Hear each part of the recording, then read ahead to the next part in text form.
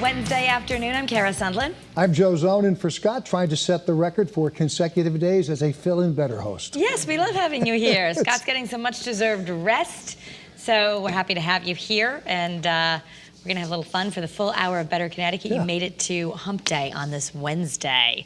We made it too. We're not quite through yet. You know, excuse me. This is the thing. Don't worry, I'm okay. Just I'm a little not froggy in worried the about throat. So this broke yesterday, and a lot of people just sad. Eddie Van Halen died, and he died at a pretty young age. I know he's had a long battle with cancer, but still 65, so young. And what's interesting too now is, as we are losing these great legends in any field, because of Facebook and social media, people actually get a chance to talk about the impact that these people had on their lives, and they get to talk about it on the internet. And I can tell you, when Elvis, who was my guy, when he went, you didn't have that outlet to talk about it and share with friends, but to see people sharing stories, it's amazing. Yeah, and even young artists now. I thought it was so interesting that he came from a musical family, but he got his own guitar when he was 12 and taught himself to play. And he had this theory, hey, there's only 12 notes, you just do what you want with them. But truly, he was gifted, and it's so amazing to see when someone ends up doing what they were meant to do. So a lot of people remembering him. There's also an opportunity to think back to something that is a marker in many people's lives, and that was the original Bond girl, Ursula Andrus. This is a big deal. I know that you certainly remember this bikini, and now it's on sale, and it could get $500,000. For a lot of us in that age group, that was the bikini shot. It was an inspiration to many of us in our misspent youth to just go out and live a good life. From Dr. No, from Dr. No. Yeah, because remember, the Bond girl became a very famous, and that was one of the things. Who was going to be the Bond girl? Yeah, and she was and like what song was going to come out? What was going to be the big song in it? She was the original. A funny story. Dennis and I, when we were considering baby names, we had totally different ideas about names for girls. But one that was on his list that I immediately nixed was Ursula. And I said, Ursula's a sea witch. Why would you ever name a little girl that? He's like, no, Ursula Andress is the original Bond girl. Exactly. So it just depends on what generation you were coming from or what decade. Yeah. A new survey indicates that the coronavirus pandemic has caused teen spending to hit a 40-year low. They love to spend their money basically always on clothes and food, but with the pandemic, it's at a 40-year low, partly because I'm sure they weren't going out as much, but also they don't have part-time jobs. They don't have any money, and neither do mom and dad, so that makes it a little tougher to go out and spend. There's no doubt about it. Yeah, so huge drop there. And there's also a new way to say you're smiling. You're smiling behind your mask. We call it smizing. But Apple's mask emoji, it is a smile. Reportedly, they actually redesigned the mask-wearing emoji to make it exactly like the smile and put the mask over it. Before, the original one had more of a sad look. And I got to say, I'm looking forward to it because, Lord knows we don't have enough emojis to pick from now, so I'm glad we just have one more that I have to try to find on my cell phone. It sounds like they're trying to make you say, it's okay, be happy, even if you're wearing a mask. But the new emoji with the mask is a smiling face underneath, in case you were wondering. It's coming out with Apple's iOS 14.2 release. Of course, I don't have any of the new ones yet because I have to unload my phone. If your phone's too full, you can't take it. Well, I'll send you one.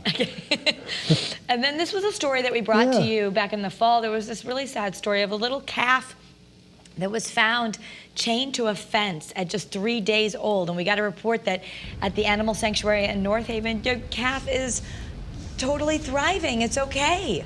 The idea that, someone would, leave a calf. Apparently it has some eye issues. Maybe it wasn't the kind of, animal that whoever had this calf born on their property could keep it, and just sent it out there and chained it to a fence, but somebody saved it, thankfully. Aw, I mean, how could anyone do that? But anyway, they say that he is thriving, and it's just a little feel-good story right here at this animal sanctuary. Oh, he's named JD, by the way, so keep a good thought for JD. Well, the Postal Service is celebrating Hanukkah a little bit early. It has now started selling its new Hanukkah Forever stamp. It's got, it's early this year, and I think they're just trying to get everything out. People are going to probably do a lot more mailing. And it takes a long time for the mail to get here nowadays. You might as well get the stamps out early. Look at the design, though. They did a beautiful job. They said it's to reflect the spirit and warmth of sharing holiday traditions, and now it's available nationwide. You can get 20 of them for $11. So the Forever stamp. They all are now. So the Gilmore Girls, of course, big show, both for Yes. 20 years ago when you were watching it. It's the 20th anniversary now, and now a whole new generation is watching it, thanks to repeats and Netflix. This, if you haven't watched it, the town where it's based, Stars Hollow, is based on the actual villages of Washington Depot, West Hartford, and New Milford, Connecticut. Which to me is interesting, and I know that my daughters would watch that show, and usually I would just kind of walk by, wave, and keep going because there just wasn't a lot there for me. But 20 years. It's been 20 years, and so it debuted on October 5th.